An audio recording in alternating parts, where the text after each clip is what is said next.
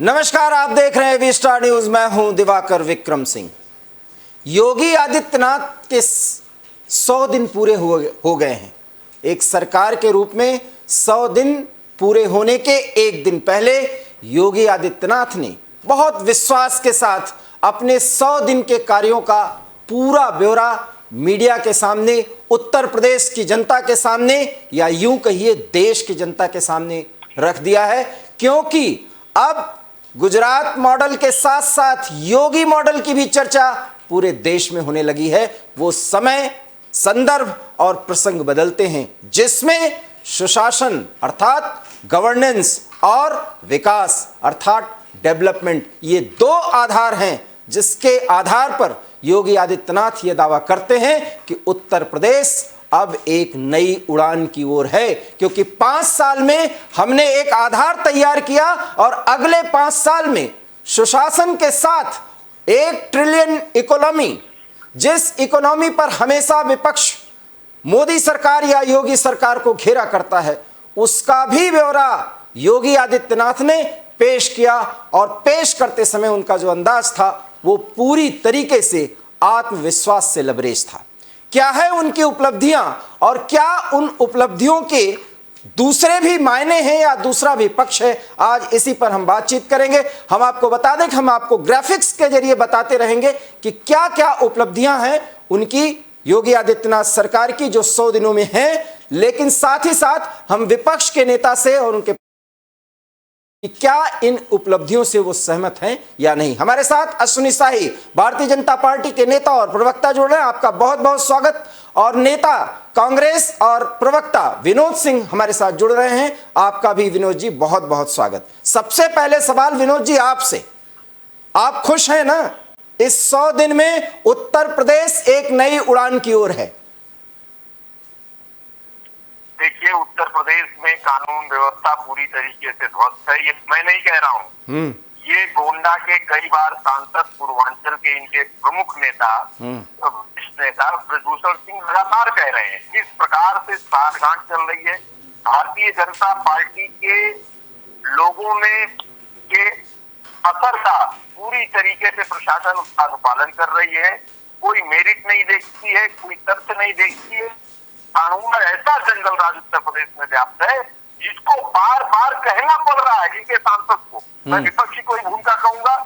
अभी आपने देखा किस प्रकार एक गौतम करके विधायक है, उन्होंने किस प्रकार से धमकाते हुए, बदतमीजी करते हुए चौकी इंचार्ज को बात की। तो मैंने ऐसे दर्जनों बातें हैं। पूरी तरीके से कानून व्यवस्था ध्वस्त है, बेलगाम है। बिजली का कोई अता पता नहीं है।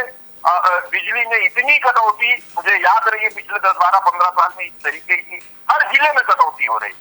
तो केवल अपनी पीठ, अपने मुंह मियां मिट्टू बनना है। अपने अनैतिक आचरण को, असंवैधानिक कृत्य को आपने देखा उनके उप मुख्यमंत्री के खिलाफ जो विधायिका पल्लवी पटेल गई थी, किस प्रकार से, मतलब कहीं कोई सुनवाई नहीं है दिवाकर जी। अच्छा, आप सांसद होइए, विधायक होइए, सामान्य जन होइए, इनके पार्टी के पदाधिकारी भी अगर आप हैं, सांसद है, विधायक है, कुछ भी वरिष्ठ है, लेकिन अगर इनकी व्यवस्था के खिलाफ किसी अपने समर्थक के लिए कोई जायज बात करेंगे तो आपकी बात सुनी नहीं जाएगी। ये प्रमाणित करता है। शाही साहब, अब इनसे जवाब ले लें। विनोद जी, इनसे जवाब ले लें। ये ब्रजभूषण शरण सिंह क्या कह रहे हैं जिसको कोट करके विनोद सिंह ने इतनी बड़ी बात कह दी? कोई सुनवाई ही नहीं है, ये क्या है? दिवाकर जी, देखिए, अभी इन्होंने ब्रजभूषण जी को कोट किया, वरुण गांधी को कोट करेंगे, अभी बहुत लोगों को कोट कर सकते हैं। भारतीय जनता पार्टी का जो लोकतंत्र है उसमें जो भारत के संविधान में लागू होता है, अभिव्यक्ति की आजादी, वो यहाँ भी, हमारे यहाँ भी लोकतंत्र लागू है। कुछ भी कर सकता है कोई। ये राहुल गांधी जी की पार्टी नहीं है जो कुत्ते को बिस्किट खिलाते रहिए और अपने नेता से मत मिलिए, बात मत करिए जो नेता वहां बैठा रहता है। बस कोई नेता दूसरे जगह चला जाता है तो मध्य प्रदेश के ट्विटर आधिकारिक ट्विटर हैंडल से कहा जाता है ये तो हमारे यहाँ कूड़ेदान में थे, ये जितिन प्रसाद जी के लिए कहा गया था। तो जो सम्मान नेता नहीं है वो पार्टी के सदस्य हैं, भाई विनोद जी, वो कह सकते हैं उसमें। लेकिन आज ये बताने में मुझे फक्र होता है कि उत्तर प्रदेश अब हिमाचल प्रदेश से उत्तम प्रदेश बन चुका है। ये लोग आरोप लगाते हैं। इन लोगों को देखिए, ये 3.25 राज्यों की सरकार थी, इसमें जो पौना निकल गया और 2.5 राज्यों की सरकार बची है कांग्रेस की। और राष्ट्रीय ज्योतिषी जो है, जो हम उनको राष्ट्रीय विदूषक भी कहते हैं, भाई राहुल जी अपने हैं, राहुल गांधी जी, वो कुछ बीच बीच में बोलते रहते हैं, तो इनकी पार्टी में एक जो है उसी को पकड़ के आगे बढ़ने की एक होड़ सी लग जाती है, चाहे वो भले कुछ गलत बोल रहे हो। वो केरोसिन भी छिड़कते हैं तो पार्टी उनको लेकर चल देती है, वो नमक भी छिड़कते हैं तो लेकर चल देते हैं ये लोग। उत्तर प्रदेश की जहां तक बात है, माननीय योगी आदित्यनाथ जी के नेतृत्व में 2017 से सरकार चालू हुई और 2000 आज जो है हम लोग 22 में बैठे हैं। दिनों दिन हर तरफ चतुर्दिक विकास किया है।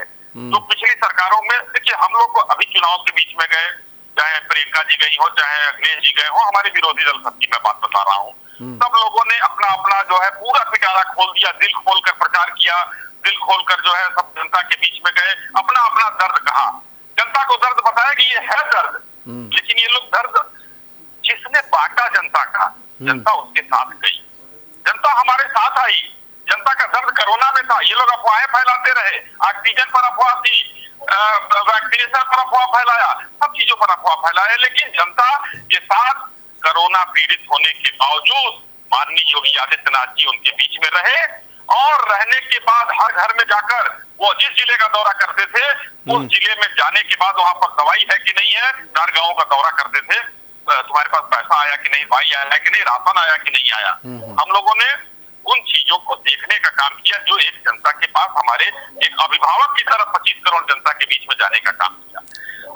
अश्विनी जी, इसमें एक सवाल बनता है, 100 दिन की कार्य योजना तैयार की और अब फिर इसके बाद 6 महीने का, फिर साल भर का और ऐसे 5 साल का, इस 100 दिन में जो टारगेट आप अचीव किए, क्योंकि आप देखिए रूलिंग पार्टी हैं, हम आपसे हर एक मुद्दे पर पूछेंगे, और विनोद जी तो खैर वो आलोचक हैं क्योंकि वो विपक्ष के नेता प्रवक्ता हैं, तो वो बोलेंगे 100 दिन में क्या ऐसा बड़ा टारगेट है जिसको आपने प्राप्त कर लिया और जिसको डंके की चोट पे कह सकते हैं कि योगी 2.0 की गवर्नमेंट इस 100 दिन में ये सबसे बड़ा लक्ष्य प्राप्त कर सकी है, जिसके आधार पर यह कहा जा सकता है कि उत्तर प्रदेश अब उड़ान पर है और ये उड़ान की जो धारा है या इसकी जो गति है 5 साल में इस स्तर पर पहुंच जाएगी?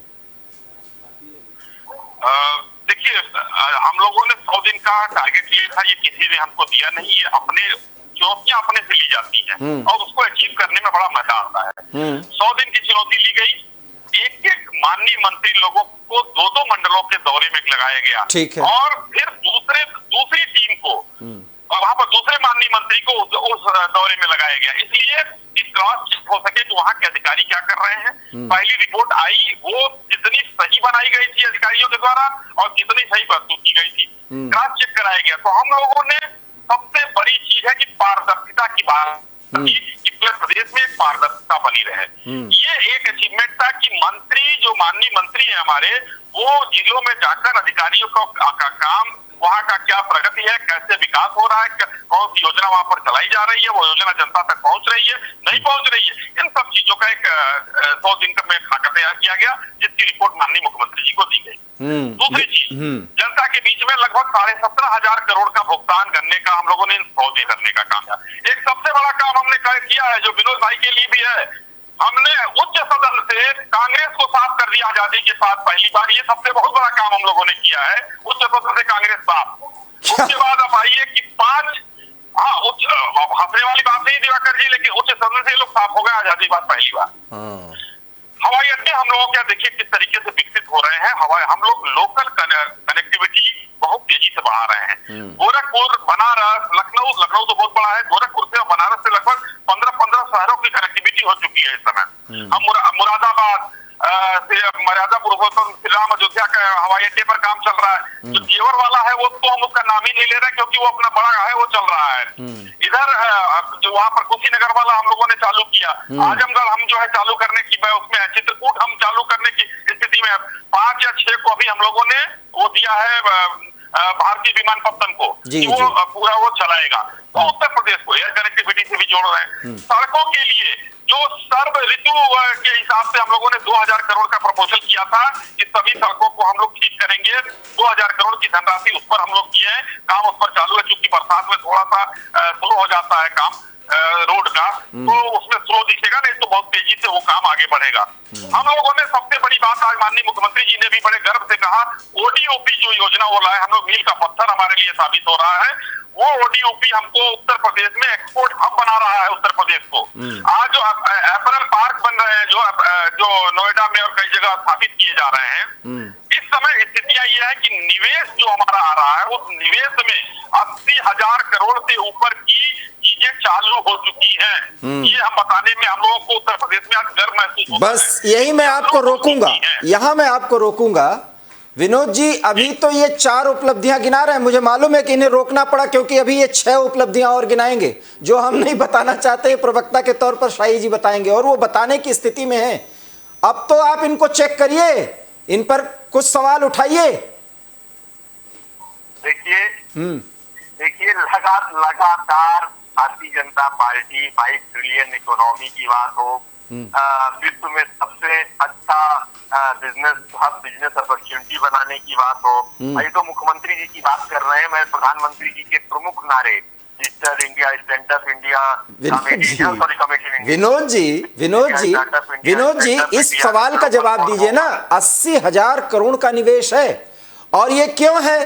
क्योंकि फिर मैं आपसे कहूंगा, फिर वो सुशासन का दावा करेंगे और तब ये जो फहरिस्त गिनाएंगे कि हमने कानून व्यवस्था पर काम क्या किया, फिर आप शायद चुप हो जाएंगे।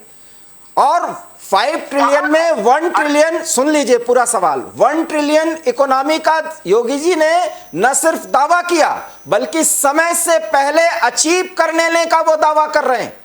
विनोद जी, बहुत बड़ी बात है। दिवाकर जी, हवाई आंखेबाजी है, इसको मैं कहाँ कह रहा हूँ। अच्छा, एक बताइए, 100 दिन के कार्यक्रम में मैं शाही जी से पूछता हूँ आपके माध्यम से, जब इन्होंने कहा कि बृहद प्लानिंग के साथ 100 दिन की योजना दी गई और कमिटमेंट के साथ सब लोग ये करें, तो बताइए जितने मंत्री हैं, जितने विभाग है, कोई स्केल पे नापा है? किसी की जिम्मेदारी सुनिश्चित की है? सबको एक बराबर नंबर दे दिया? कैसे, कौन पास हुआ, कौन फेल हुआ, मुख्यमंत्री जी किससे असंतुष्ट है, किससे संतुष्ट है, उसका क्या कोई प्रामाणिकता है कि नहीं है? सवाल है केवल 100 दिन, 150 दिन, 200 दिन, जनता से कोसों दूर। ये लोग फील गुड के माहौल में इसी तरीके से जनता को बरगलाने का काम कर रहे हैं। देश में हर तरीके से केवल पावर के, सत्ता के भूखे हैं। किसी भी हद तक ईडी, सीबीआई और सारी संस्थाओं को पूरी तरीके से कमर तोड़ते हुए अपने एजेंडे में लगे हुए। विनोद जी, एक सवाल पूछ लूं जी, प्रवक्ता होते आपको उसका जवाब देना चाहिए। लड़की हूं, लड़ सकती हूँ, लड़ने की तो है। आज 100 दिन पूरे हो, जब योगी आदित्यनाथ दावा कर रहे हैं, अर्थात कल 5 होगा उसके दिन पहले, और ये भी उनके आत्मपरिचय है कि एक दिन पहले उन्होंने सारे फैक्ट के साथ रख दिए। हम ये कह रहे हैं कि अब प्रियंका गांधी वाड्रा को क्यों उत्तर प्रदेश के बारे में कोई प्रेस कॉन्फ्रेंस करने की जरूरत नहीं पड़ रही? समझिए आप इस बात को। आपने देखा, आपने कोरोना काल से लेके चुनाव के पहले या चुनाव के दरमियान अभी भी आपने देखा किस प्रकार से फर्जी मुकदमे और किस तरीके से सबसे ज्यादा जनता की बात करते हुए, संघर्ष करते हुए कांग्रेस के नेता भी किस प्रकार से इन्होंने दुराचार कानून का दुरुपयोग किया। सबसे ज्यादा समझ पे तो हमने ठीक है, जनता नहीं रहे 8 में 8 का काम जनता के जो आचरण है, मर्जी बताइए उसकी होने का काम देखिए विनोद, ये तो मानिए ना, देखिए गन्ना का भुगतान उसका उन्होंने किया, वो में है। उसके बाद कनेक्टिविटी, उसके बाद सड़क कनेक्टिविटी, और आप क्या करेंगे सर? मैं यही तो पूछ रहा हूँ। वो कर दे रहे हैं और आप कह रहे हैं कि सब अलग प्रलाप कर रहे हैं। ये तो आप उन्हें देखिए जी, बोलिए।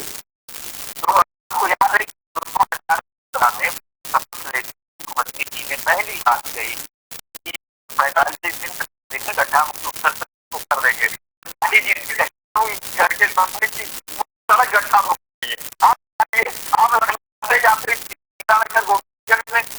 सड़क दूर नहीं है उत्तर प्रदेश के लिए, सफाई है जनता के साथ। लेकिन आप ये नहीं मानेंगे, आप नहीं मानेंगे विनोद जी, कानून व्यवस्था की स्थिति इस कदर की गई है, अब यहाँ निवेश की भावनाएं सिर्फ बढ़ गई बल्कि शुरू भी हो पाए। अरे भाई आप बताइए, विधायक मंत्री सब विकास के इशारे थे, विधायक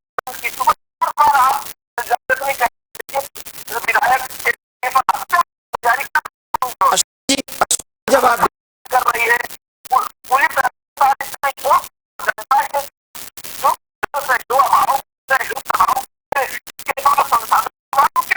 मैं वो भी पूछूंगा, अश्विनी जी जवाब दीजिए।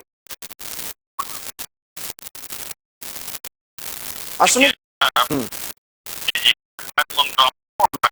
विनोद भाई को देना चाहता जी, हूँ, लेकिन जाना शुरुआत देना चाहिए स्थिति में कर रहे हैं कांग्रेस को, कांग्रेस पार्टी के ऊपर पार्टी है नहीं। लेकिन मेरा ये इन्होंने एक गाना है तो लोग लोगों का विनोद ने सड़कों की अलग सड़क बना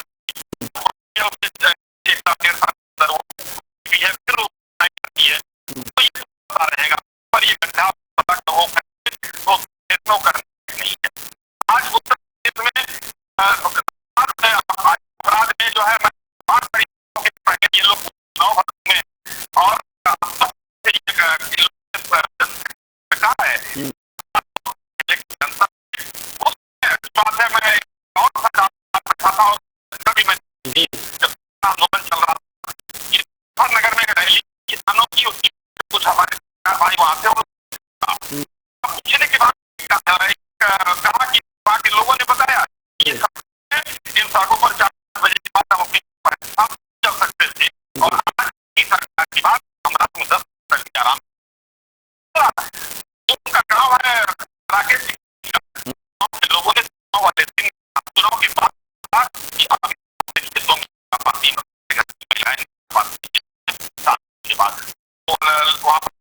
रहते थे और वो खत्म कर दिया गया है। आज मुख्यमंत्री जब उन्होंने स्पष्ट रूप से बताया लगभग पुलिस की है, जो कुछ लोग जो है गए हैं पुलिस के साथ, तो इस तरीके से अगर हम कानून पर लगाम लगा रहे, जब हम बात करते हैं उग्रवादी जो भी है, तो अभी शांति दूत लोग नमाज पढ़ते कानपुर में पुलिस वालों, बाकी कोई पुलिस लोगों ने किया हमारे विनोद जी के पार्टी सिंह से लेकर राहुल गांधी लोग खड़े हो गए, सवाल भी से लड़की हो, लेकिन इनके बाद पर वो स्कूटी पर बैठ कर हो। उत्तर प्रदेश एक अध्यक्ष रहा है, इनको अध्यक्ष नहीं पार्टी क्या करेगी? विनोद आज जो है एक चीज और चाहता हूँ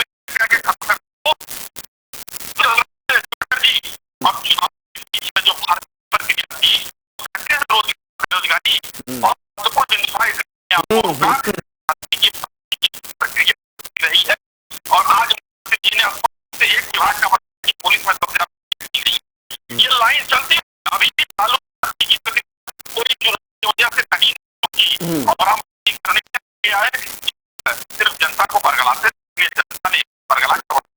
विनोद बहुत ही बड़ा सवाल है हमारे पास इस समय, इसलिए है कि समाजवादी जोड़ रहे वो किन्हीं कारण नहीं जोड़ पाए, अब उनके कारण क्या थे वो नहीं बता सकता, लेकिन मैं आपसे जरूर पूछूंगा समाजवादियों के प्रति जो सवाल है वो रहेंगे। अब तो रूलिंग पार्टी दावा कर रही है, धर्म के सवाल नहीं, आप कहते हैं ना कि वाले करके और मजा लेते हैं और वोटों का करके सरकार सत्ता करते हैं। अब तो ये रोजगार पर चर्चा कर रहे हैं, रोजगारी पर चर्चा कर रहे हैं, अब तो आप कहाँ खामी है, ये दावा कर रहे हैं, आप सिर्फ कहते हैं ऐसा कुछ नहीं, कहाँ कर रहे हैं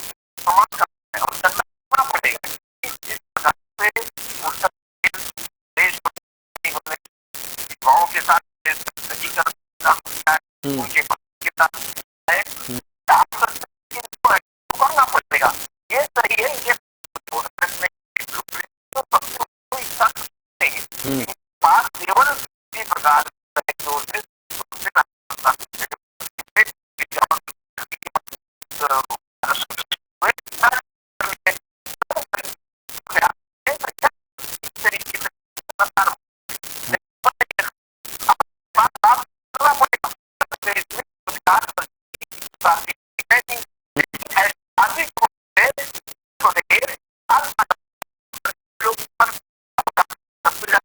सबसे ज्यादा संगठित ये परीक्षार्थियों के साथ अन्याय करने का, साठगांठ करने का, पैसे वाली व्यवस्था, ये आखिर क्यों सरकार बार बार नाकाम हो रही है, बार बार पर्चा लीक क्यों हो जाता है? तो ये केवल कहने की बातें हैं।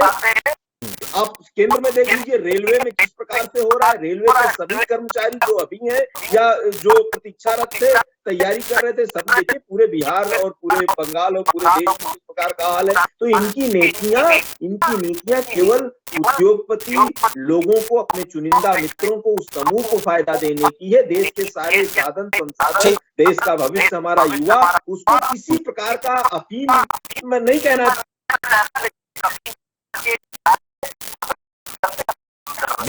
उत्तर प्रदेश की जनता को आप इतना कम दिमाग वाला, इतना कुछ ज्यादा समझ लॉलीपॉप देने उनके जाएगी, ऐसा मत सोचो। लोकतंत्र में हमारी जो जनता है, उत्तर प्रदेश की जनता बहुत ज्यादा राजनीति की दशा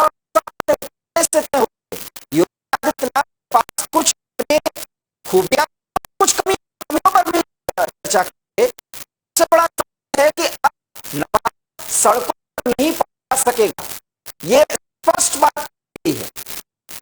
इस समाज में कुछ फैल विनोद। अरे भाई ठीक है, मैं तो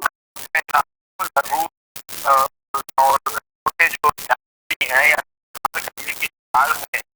उनको अच्छा ठीक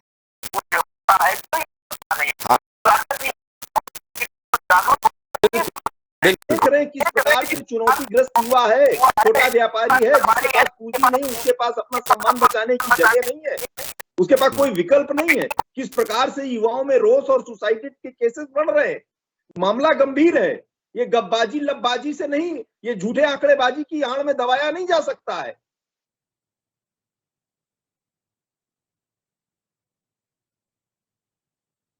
और मैं फिर कह रहा हूं, मैंने शुरुआत में कही थी कि पूरे कॉन्फिडेंस के साथ लबरेज थे योगी आदित्यनाथ एक मुख्यमंत्री के तौर पर, और प्रदेश को उड़ान पर ले जाने की बात कर रहे हैं जहां तक विकास और सुशासन का मुद्दा है। लेकिन विनोद जी ने एक बहुत महत्वपूर्ण बात कही है कि लघु और करने की ख्वाहिश रखते हैं, जिनके पास कुछ ऐसी चीजें उपलब्ध नहीं है जो कुछ कर सकते हैं, वो है, उनकी संख्या है ज्यादा। उन सब को कैसे ऑर्गेनाइज करके और उनको आप उड़ान पर ले जाएं, ये सुनिश्चित हो जाए। सचमुच में योगी आदित्यनाथ सरकार की फिर चारों तरफ से वाहवाही होगी। अश्विनी जी, ऐसा कुछ किया जा सकता है? जी जी जी दिवाकर जी, बहुत मौजूद प्रश्न है और अच्छा प्रश्न है जी ने किया है, आपने इस पर जो है संज्ञान में लिया। लेकिन मैं आपको बताना चाहता हूँ, पूरा हिंदुस्तान की मैं बात कर रहा हूँ इस समय, पूरे हिंदुस्तान में उत्तर प्रदेश का जो स्टार्टअप में एक स्थान हो गया है। स्टार्टअप की योजनाएं पूरे हिंदुस्तान में बहुत ज्यादा चली है। सबसे ज्यादा स्टार्टअप पर एक दिन माननीय प्रधानमंत्री जी ने देश को बताया भी था, एक उसमें मन की बात में उन्होंने स्पष्ट रूप से बताया कि स्टार्टअप हमारे यहाँ किस तरीके से जो है हुआ है। और स्टार्टअप और एमएसएमई पर मैं 1 मिनट के बाद आता हूँ, मैं उससे भी नीचे आता हूँ और उसके नीचे का ध्यान जो है आप लोगों का आकृष्ट कराना चाहता हूँ। अभी कोरोना में जो छोटे व्यापारी जो रेहड़ी और ठेला वाले थे, जिनको 10,000 रुपए देने की बात हुई थी, मैं अभी कहीं गया था और वहां पर दो लोग आपस में हम लोग बैठे थे, दो लोगों ने चर्चा की कि सरकार की योजना, बरेली में गया था मैं, सरकार की योजना एक बड़ी शानदार है और बहुत बढ़िया है। जो पैसा लेकर जमा कर दे रहा है, पहली बार 10,000 रुपया सरकार दे रही है, उसको 50,000 रुपया तक और कुछ नहीं दिखाना पड़ता है, अपना जो है एक दुकान का वो प्रमाण पत्र भी नगर निगम बनाकर दे दे रहा है, जगह भी दे दे रहा है, और उसको वहां तक 50,000 रुपए तक कहीं किसी को अतिक्रमण नहीं हटवाया जा रहा है और दुकान करने की छूट भी दी जा रही है। ये पूरे उत्तर प्रदेश में इस समय लागू किया गया है और 10,000 से लेकर 50,000 तक लोग कह रहे हैं, मैं नहीं कह रहा हूँ, जो लोग लगा रहे हैं और कर रहे हैं, वहां चर्चा का विषय है ये। तो हमने तो उसका भी ध्यान रखा है। और उसके ऊपर आइए, एमएसएमई में जितने ज्यादा स्टार्टअप उत्तर प्रदेश में चालू हुए हैं कोरोना के बाद, वह उतना कहीं नहीं स्टार्ट हुआ भाई विनोद जी। तीसरी बात मैं कहना चाहूंगा, नैतिकता की बात इन्होंने की, जो आकर जी थोड़ा सा राजनीतिक इससे हट के मैं बात करता हूँ। कांग्रेस कभी नैतिकता की बात नहीं करनी चाहिए। एक शेर किसी ने कहा था, आईना जब उठाया करो तो पहले देखो फिर दिखाया करो। मैं आपको याद दिलाता हूँ विरोध जी, जो आपने कहा जोड़ तोड़ और ये और संख्या और सरकार, मैं आपको याद दिलाता हूँ 91 में यही उत्तर प्रदेश की अयोध्या में बाबरी मस्जिद कांड हुआ था। उत्तर प्रदेश की कल्याण सिंह सरकार को बर्खास्त किया गया। चलिए मैं मानता हूँ कि उत्तर प्रदेश में घटना हुई, नरसिम्हा राव सरकार थी, वहां पर बर्खास्त कर दिया। मेरी आवाज आ रहा है जी? जी जी बिल्कुल बिल्कुल, मैं सुन रहा हूँ बहुत ध्यान से आपकी बात जी। उसके बाद शांता कुमार हिमाचल में बैठे थे, उनकी सरकार को बर्खास्त किया था नरसिम्हा राव सरकार ने। मध्य प्रदेश की सरकार को बर्खास्त किया था आपकी नरसिम्हा राव सरकार ने। भैरव सिंह शेखावत जी थे राजस्थान में, उनकी सरकार को बर्खास्त किया था। उन सरकारों का क्या दोष था, कहां की नैतिकता था?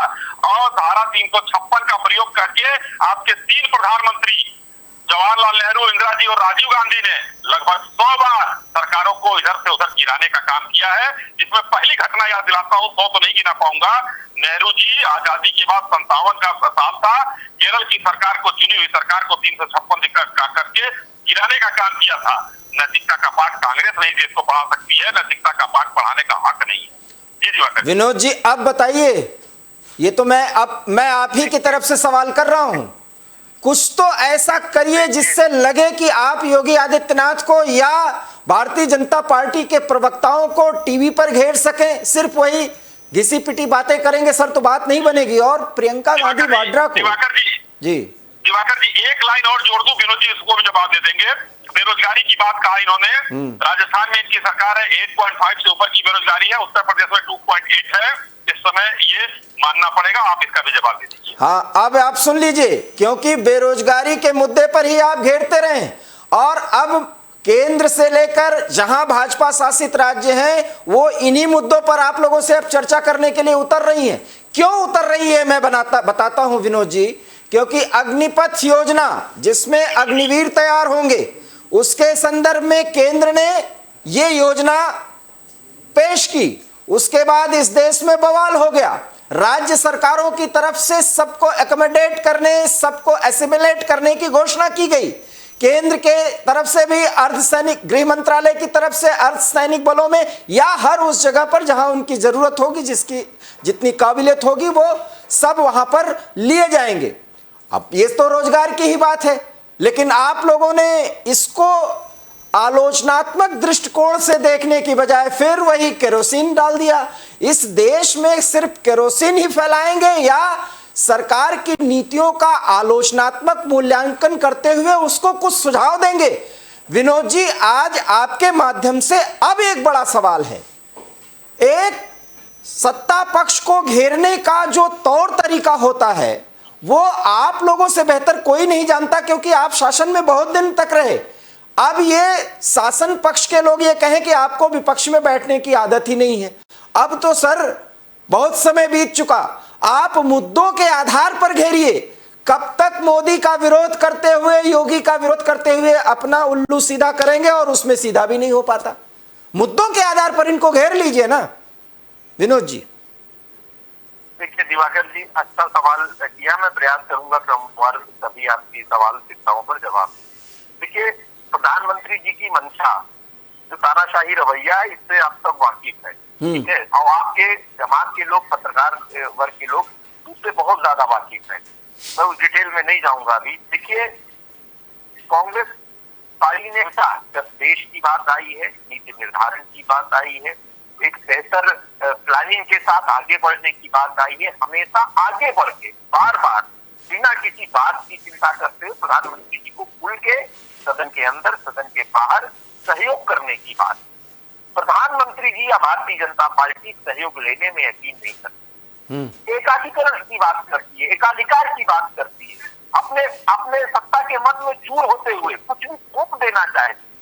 तो जो भी उसके पक्ष में, जो भी अगर आप नई चीज ला रहे हैं उसके प्रति आपस में अगर बेहतर प्लानिंग योजना के साथ नहीं आए, आपका दिमाग क्रिस्टल क्लियर नहीं रहेगा, तो बिल्कुल असंतुष्टि होगी। असंतुष्टि के साथ भारत के भविष्य के किसी प्रकार से युवाओं के साथ जाती ना हो तो कांग्रेस खड़ी रहेगी। लेकिन आप अगर सटीक बेहतर उपाय लेके आए, कांग्रेस पार्टी ने हमेशा कोरोना काल की बात हो, उसके बाद की बात हो, जिसमें जो भी इन्होंने किया हमेशा अपना सहयोग देने का काम किया। लेकिन प्रधानमंत्री जी अपनी आदत से मजबूर है, सत्ता के नशे में चूर है। कांग्रेस मुक्त भारत बनाना उनका एजेंडा है। तो अच्छा विनोद जी, सत्ता का नशा जो प्रधानमंत्री अपने आप को कभी प्रधानमंत्री कहते ही नहीं, हो तो प्रधान सेवक कहते हैं।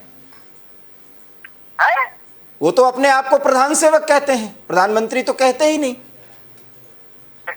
अरे इस तरह ज्यादा इधर उधर की बात करता है, उसकी वजह से आप समझते हैं ना। लेकिन प्रधानमंत्री है, आप सुनिए, प्रधानमंत्री है, प्रधानमंत्री के तौर पर आप सारी सुविधाओं का ये कर रहे हैं, पूरे प्रदेश में देश में जा रहे हैं, उसको कोई दिक्कत नहीं। तो हिंदुस्तान की जनता ने आपको प्रधानमंत्री बनाया है। आप लोग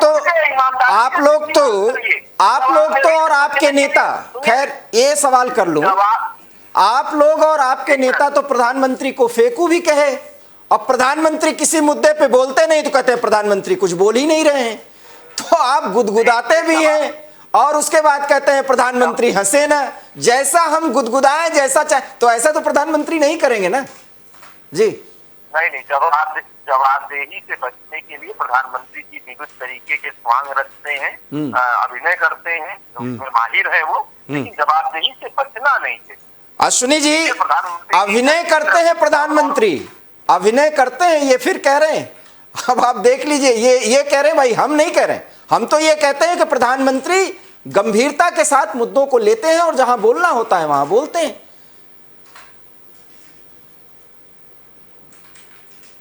जी दिवाकर जी, मेरे में हाँ आप ही से है। वो तो कहते हैं कि प्रधानमंत्री स्वांग रचते हैं, अभिनय करते हैं। अब देखिए, देश के इतने मजबूत प्रधानमंत्री, विश्व में जो मजबूत और लोकप्रिय हैं, उनको ये लोग हमेशा उनके छवि को धूमिल करने का, चरित्र को धूमिल करने का, विरोध जी पहली बार थोड़े कर रहे हैं। मणिशंकर अय्यर जी पाकिस्तान में जाकर कर चुके हैं, राहुल जी जगह जगह जाकर करते रहते हैं, लंदन हो चाहे बहरीन हो जाकर करते रहते हैं। तो इन लोगों की आदत है, वो उसमें कोई ध्यान देने वाली बात नहीं है। और ना जो है, अब उसमें हम एक मुहावरा, लेकिन मैं कह नहीं सकता हूँ उस मुहावरे को। ये समस्या थोड़ी सी कि भाई जो हाथी आगे चलती है तो अब जाने दीजिए, उसकी बात मैं नहीं कह रहा हूँ, वो गलत असंसदीय हो जाएगा। लेकिन माननीय प्रधानमंत्री जी कभी भी किसी बात का बुरा नहीं मानते और न उसका परख कर जवाब देते।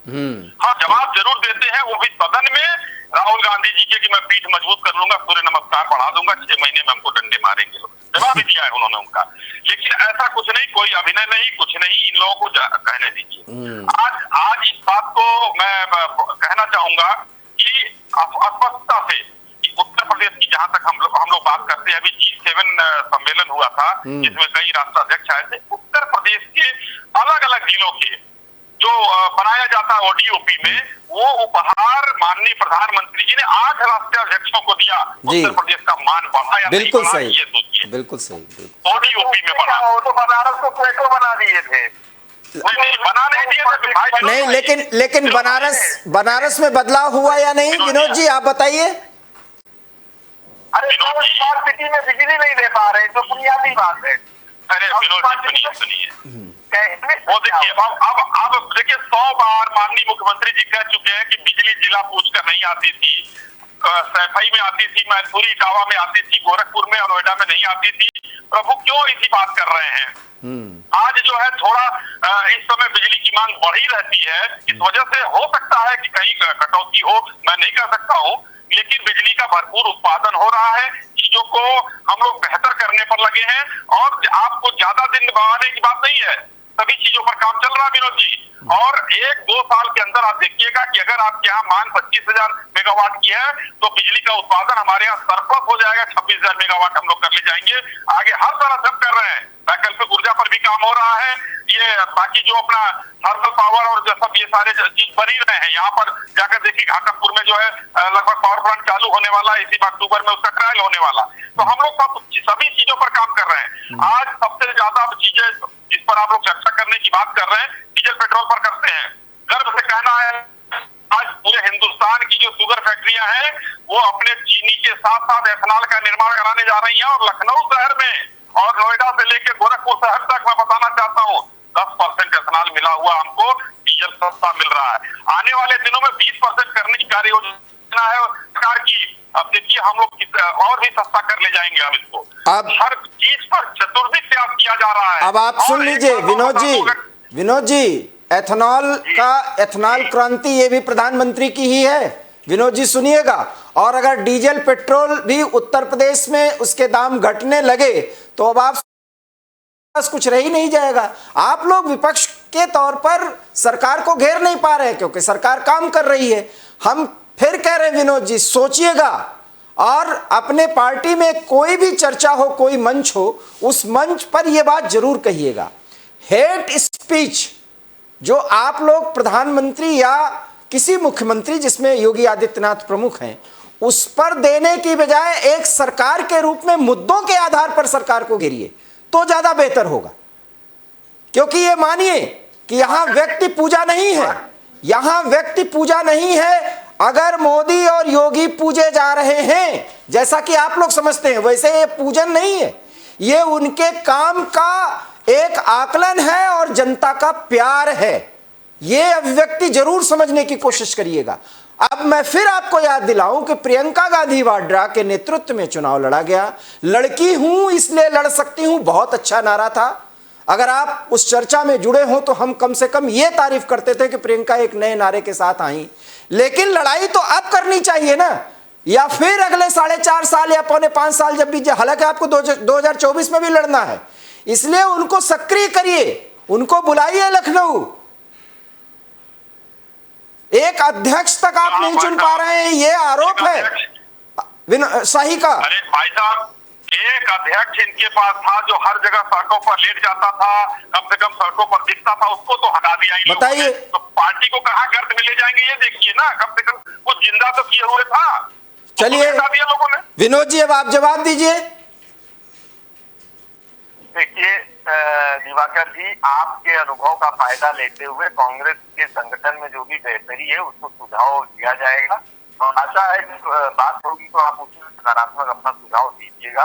और भारतीय जनता पार्टी की लड़ाई में जो संवैधानिक सैद्धांतिक लड़ाई है उसमें आपका सहयोग भी अपेक्षित है। बहुत बड़ी बात विनोद जी आपने कही है, और यही मैं समाप्त करता हूं। जिस दिन एक्सेप्टेंस हो जाए आपकी पार्टी में, और ये एक्सेप्टेंस जो अभी आप 1 मिनट पहले किए, एक नेता के रूप में, विपक्षी नेता के तौर पर, अगर राहुल गांधी सार्वजनिक तौर पर यह कहना शुरू कर दें कि हमसे भी कुछ भूल हो जाती है, व्यक्ति पर आक्षेप नहीं नीतियों पर घेरने के लिए आगे बढ़ेंगे, यकीन मानिए विनोद जी, यकीन मानिए कांग्रेस पार्टी के प्रति नजरिया ही बदल जाएगा।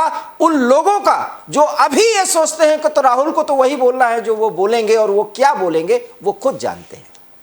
अगर ये परिवर्तन आ जाए तो कांग्रेस का एक विपक्षी पार्टी के रूप में विकास होगा, और फिर लड़ाई होगी। उस लोकतांत्रिक लड़ाई में सत्ता हासिल करना या विपक्ष में बैठना, यह तो आपके काबिलियत पर निर्भर करता है। लेकिन कांग्रेस यही भूल कर जाती है जब सोनिया और राहुल के कहे गए वाक्यों को इतना मंथन में ला देती है कि चर्चा के दौरान वो सारी बातें सिर्फ हास्यास्पद ही लगती हैं। बहरहाल अश्विनी शाही साहब ने बहुत अच्छे तरीके से अपने पार्टी के 100 दिन के कार्यों को हम सब के सामने रखने का प्रयास किया। लेकिन शाही साहब, ये सत्ता है और इस सत्ता के में बने रहने के लिए अभी चूंकि आपको 2024 के मिशन में भी जाना है, लेकिन उस मिशन में जाने से पहले कुछ ऐसे क्षेत्र हैं जहां आपको अभी बहुत ज्यादा काम करना है। शायद इस पर गौर आपको भी करना चाहिए।